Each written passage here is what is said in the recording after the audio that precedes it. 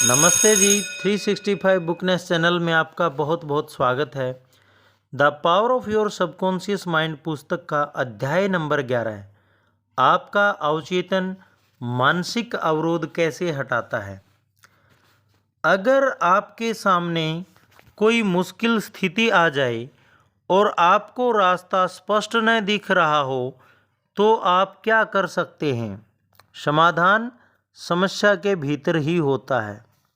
हर सवाल में इसका जवाब निहित होता है। आपके अवचेतन मन की असीमित बुद्धिमत्ता सब कुछ जानती है और सब कुछ देखती है। इसके पास जवाब है और यह आपको वह जवाब अभी बता रही है, लेकिन आपको सुनना होगा। आपको पूर्ण विश्वास के साथ अवचेतन मन के सुझाए मार्ग का अनुसरण करना होगा। जब आप इस नए मानसिक नज़रिए को हासिल कर लेते हैं कि आपके भीतर का रचनात्मक ज्ञान सुखद समाधान सुझा रहा है, तो फिर आपको वह जवाब मिल जाएगा जिसे आप खोज रहे हैं। आश्वस्त रहें कि इस तरह का मानसिक नज़रिया आपके सभी कामों में व्यवस्था, शांति और अर्थ लाएगा। किसी आदत को कैसे बनाएं या तोड़ें। हम सभी आदतों के हिसाब से जीने वाले प्राणी हैं। आदत हमारे अवचेतन मन का कार्य है। हमने तैरना, साइकिल चलाना, नाचना और कार चलाना चेतन रूप से इन कामों को बार बार करके सीखा था, जब तक कि ये कार्य हमारे अवचेतन मन में स्थापित नहीं हो गए। फिर अवचेतन मन की आदत ने उस काम को अपने जिम्मे ले लिया। इसे कई बार दूसरी प्रकृति भी कहा जाता है, यानी हमारी पहली प्रकृति के चिंतन और क्रिया पर अवचेतन मन की प्रतिक्रिया। अगर हम अपनी खुद की आदत बनाते हैं तो इसका मतलब है कि हम अच्छी या बुरी आदतें चुनने के लिए स्वतंत्र हैं।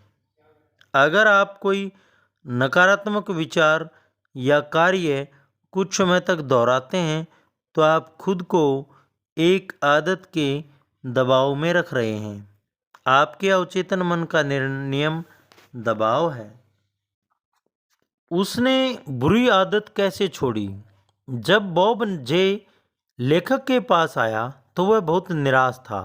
उसने लेखक से कहा, शराब मेरी नौकरी, पत्नी और परिवार को पी गई। मेरी पत्नी मुझसे फ़ोन पर भी बात नहीं करती है। वह मुझे अपनी बेटी से मिलने भी नहीं देती है। मैं नहीं जानता कि क्या करूं।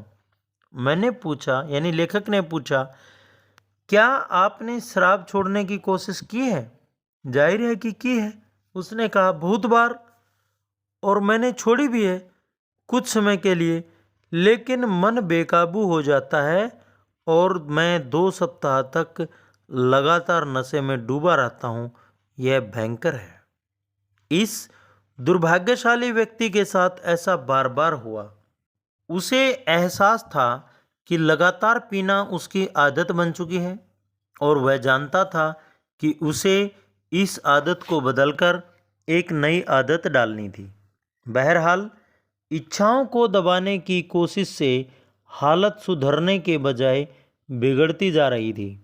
उसकी लगातार असफलताओं ने उसे विश्वास दिला दिया कि वह असफल है और उसके पास अपनी इच्छा को नियंत्रित करने की शक्ति नहीं है। शक्तिहीनता के इस विचार ने उसके अवचेतन मन पर जबरदस्त सुझाव के रूप में काम किया। इस कारण उसकी कमजोरी बढ़ गई और उसका जीवन असफलताओं का सिलसिला बन गया। लेखक ने उसे चेतन और अवचेतन मन के कार्यों में तालमेल बैठाना सिखाया। इन दोनों के सहयोग से अवचेतन मन में बोई गई इच्छा या विचार साकार हो जाता है। उसका तार्किक मन सहमत था कि अगर उसकी आदत के पुराने मार्ग ने उसे मुश्किल में डाल दिया है तो वह चेतन रूप से स्वतंत्रता संयम और मानसिक शांति का नया मार्ग बना सकता है। वह जानता था कि हालांकि उसकी विनाशक आदत अब स्वचालित बन गई है, लेकिन उसने इस सचेतन विकल्प चुनकर खुद बनाया था। उसे एहसास था कि अगर उसने अपनी कंडीशनिंग नकारात्मक कर ली है तो वह इस कंडीशनिंग को सकारात्मक भी बना सकता है। परिणाम स्वरूप उसने यह सोचना छोड़ दिया कि वह इस आदत को नहीं छोड़ सकता। उसने एक स्पष्ट समझ हासिल की कि उसके अपने विचार के अलावा उसके उपचार में कोई बाधा नहीं है। इसलिए बहुत ज़्यादा मानसिक कोशिश या मानसिक दबाव की कोई ज़रूरत नहीं है। उसकी मानसिक तस्वीर की शक्ति। बॉब ने अपने शरीर को शिथिल करने का अभ्यास किया और मनन की निष्क्रिय अवस्था में पहुंच गया। फिर उसने यह जानते हुए मस्तिष्क में इच्छित परिणाम की तस्वीर भरी कि उसका अवचेतन मन सबसे आसान तरीके से इसे साकार कर सकता है। उसने कल्पना की कि उसकी बेटी गले लगते हुए स्वागत कर रही है और वह कह रही है, ओ डैडी, कितना अच्छा हुआ कि आप दोबारा घर लौट आए। नियमित रूप से सुनियोजित तरीके से वह इस तरह से बैठकर मनन करता रहा। ध्यान भटकने पर उसने तत्काल अपनी बेटी की मानसिक तस्वीर याद करने की आदत डाल ली। उसकी मुस्कान के साथ और उसके घर का दृश्य जो बेटी की चहकती आवाज़ से जीवंत था, इन सब से उसके दिमाग को दोबारा कंडीशनिंग हो गई। यह एक क्रमिक प्रक्रिया थी। उसने इसे जारी रखा। वह लगा रहा क्योंकि वह जानता था कि देर सबेर वह अपने अवचेतन मन में आदत का नया पैटर्न बना लेगा। लेखक ने उसे बताया कि वह अपने चेतन मन को कैमरे की तरह मान सकता है, जबकि उसका अवचेतन मन वह संवेदनशील प्लेट है जिस पर वह तस्वीर की छाप छोड़ता है। इस सुझाव का उस पर गहरा प्रभाव पड़ा। उसका पूरा लक्ष्य यह बन गया कि वह अपने मन की तस्वीर की दृढ़ छाप छोड़े और उसे डेवलप करे। फिल्म को अंधेरे में डेवलप किया जाता है, इसी तरह मानसिक तस्वीरों को अवचेतन मन के डार्क रूम में डेवलप किया जाता है। केंद्रित ध्यान। बॉब समझ गया कि उसका चेतन मन कैमरे की तरह है, इसलिए उसने कोई कोशिश नहीं की। कोई मानसिक संघर्ष नहीं हुआ। उसने शांति से अपने विचारों को संतुलित किया और अपना ध्यान अपने सामने के दृश्य पर केंद्रित किया, जब तक कि वह तस्वीर के साथ क्रमशः एकाकार नहीं हो गया। वह मानसिक माहौल में डूब गया और मानसिक फिल्म को बार बार देखने लगा। उपचार होने के बाद बारे में कोई शंका ही नहीं थी। जब भी पीने की तलब लगती थी तो वह अपनी कल्पना को शराब के विचार से दूर मोड़कर अपने परिवार के साथ घर रहने की भावना की ओर मोड़ लेता था। वह सफल था क्योंकि उसे विश्वास भरी उम्मीद थी कि वह अपने मस्तिष्क में जो फिल्म डेवलप कर रहा था वह अवश्य घटेगी। आज वह संयमपूर्ण जीवन जी रहा है, अपने परिवार के साथ दोबारा रहने लगा है, करियर में सफल और खुश है। उसने कहा कि बदकिस्मती उसके पीछे पड़ी है। पिछले 3 महीनों से लेखक के सामने एक के बाद एक बाधा आती जा रही थी। उसे सचमुच लगता है कि बदकिस्मती उसके पीछे पड़ी है। रुथ भी एक कंपनी की संस्थापक थी जो प्रोफेशनल्स के लिए बिलिंग और रिकॉर्ड कीपिंग का काम करती थी। उसकी कंपनी पहले तो बहुत सफल थी, फिर कुछ हो गया और स्थिति बदल गई। मुझे समझ में नहीं आता है, उसने लेखक से कहा। अचानक ऐसा लगता है जैसे जो दरवाजे मेरे लिए खुल रहे थे वे सभी अब कसकर बंद हो चुके हैं। मैं बार बार संभावित ग्राहकों से साइन कराने के करीब पहुंच जाती हूं, फिर आखिरी मिनट पर वे पीछे हट जाते हैं। क्या हो रहा है? आपको यह समस्या कब से आ रही है? लेखक ने पूछा। जैसा मैंने कहा, लगभग 3 महीने से, उसने जवाब दिया। अप्रैल के बीच से। उत्सुकता से लेखक ने पूछा, आपको तारीख के बारे में इतना यकीन कैसे है? क्या उस समय कोई खास चीज़ हुई थी? उसने त्योरियां चढ़ाई। मेरा यकीन माने, मैं एक दंत चिकित्सक को ग्राहक बनाने की कोशिश कर रही थी। मैं उसका नाम नहीं लूँगी, लेकिन अगर आपने अपने बच्चे के दांतों में तार लगवाए हों तो आप शायद उसे जानते होंगे। मैंने सब कुछ साफ साफ बता दिया। मैंने उसे बताया कि अगर मेरी कंपनी उसका सारा कागजी काम संभाल लेगी तो उसका कितना समय, मेहनत और पैसा बचेगा। उसे इस बात में समझदारी दिखी और उसने मौखिक सहमति दे दी। लेकिन जब मैंने उसे डाक से अनुबंध भेजा तो पहले तो उसने आनाकानी की, फिर पीछे हट गया। मैं आग बबूला थी।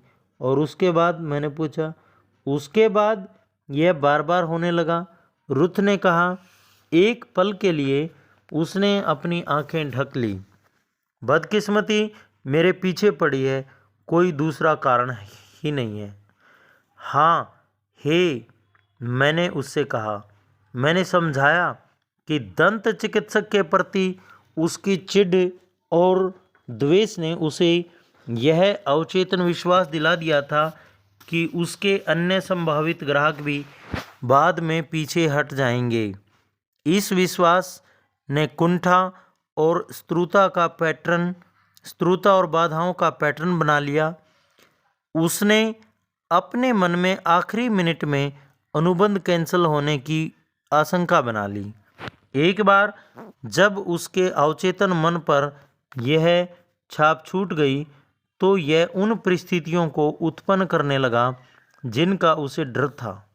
हर असफलता इस विश्वास को दृढ़ बनाती थी कि वह असफल होने के लिए बाध्य है। उसने एक दुष्चक्र बना लिया था। बातचीत के दौरान रुथ को समझ में आने लगा कि समस्या उसके अपने मस्तिष्क में थी। उसे एहसास हो गया कि इलाज तभी हो सकता है जब वह अपने मानसिक नज़रिए को बदल ले। वह इस तरीके से मनन करने लगी।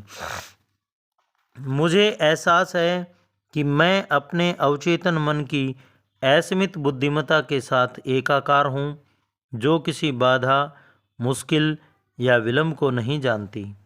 मैं सर्वश्रेष्ठ की दुख सुखद उम्मीद से जीती हूँ। मेरा अधिक गहरा मन मेरे विचारों पर प्रतिक्रिया करता है। मैं जानती हूँ कि मेरे अवचेतन की असीमित शक्ति का काम रोका नहीं जा सकता। असीमित बुद्धिमत्ता जो भी शुरू करती है उसे हमेशा सफलतापूर्वक पूरा करती है। रचनात्मक ज्ञान मेरे माध्यम से काम करके मेरी सारी योजनाओं और उद्देश्यों को पूरा करता है। मैं जो भी शुरू करती हूँ उसे सफलता से पूरा करती हूँ।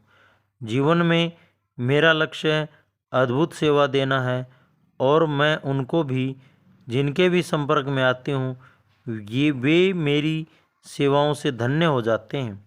मेरे सभी काम दैवी विधान में पूर्ण परिणति तक पहुँचते हैं। उसने यह प्रार्थना हर सुबह ग्राहकों से मिलने जाने से पहले दोहराई। उसने हर रात सोने से पहले भी यह प्रार्थना दोहराई।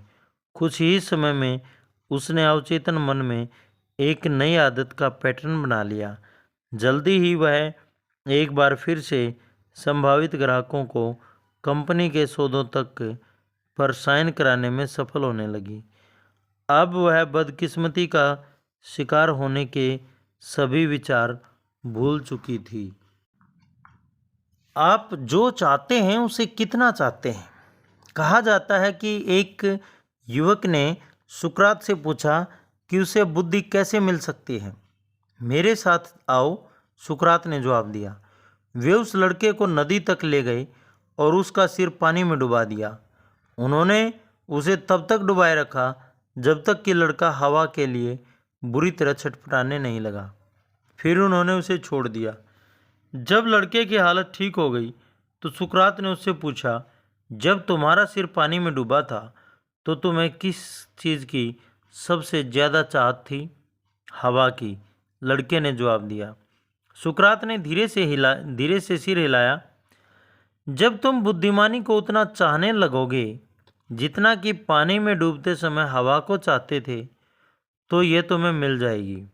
इसी तरह जब आपके मन में जीवन की किसी निश्चित बाधा को पार करने की गहन प्रबल सच्ची इच्छा होगी, आप एक निश्चित निर्णय पर पहुंचेंगे कि कोई रास्ता है। आप विश्वास से फैसला करेंगे कि यही वह रास्ता है जिस पर आप चलना चाहते हैं, तो विजय सुनिश्चित है। अगर आप सचमुच मानसिक और आंतरिक शांति चाहते हैं तो आपको ये मिल जाएगी।